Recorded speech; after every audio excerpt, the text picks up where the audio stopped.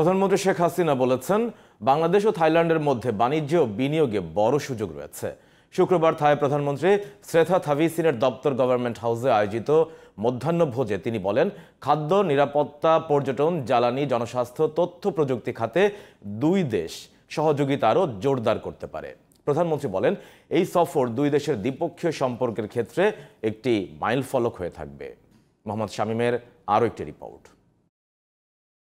থাই প্রধানমন্ত্রী শ্রেথা থাভিসিনের আমন্ত্রণে শুক্রবার দুপুরে মধ্যাহ্নভোজে অংশ নেন বাংলাদেশের প্রধানমন্ত্রী শেখ হাসিনা। অনুষ্ঠানে প্রধানমন্ত্রী শেখ হাসিনা বলেন, ঢাকা ও ব্যাংককের মধ্যে যে চুক্তিগুলি স্বাক্ষর হয়েছে তা দুই দেশের সম্পর্ককে আরও জোরদার করবে। তিনি বলেন, এই সফর প্রতিবেশী নীতির উপর বৃহত্তর ফোকাসের অংশ।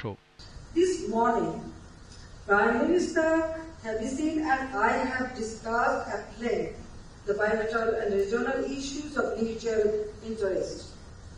We agree to make all efforts to enhance our bilateral trade and encourage more interactions between the public and private entities of the two countries. অনুষ্ঠানে ঢাকা ও ব্যাংককের সম্পর্ক জোরদারে তার সরকারের প্রত্যয় ব্যক্ত করেন বাংলাদেশের প্রধানমন্ত্রী। We must make all efforts to promote and facilitate bilateral investments.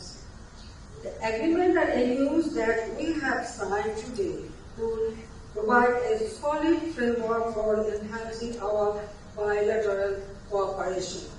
This official visit will remain a milestone in our bilateral relations.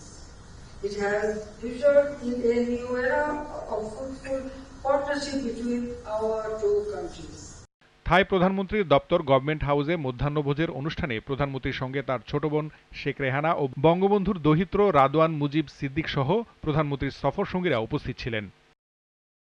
Mohammad Shamim, GTV news.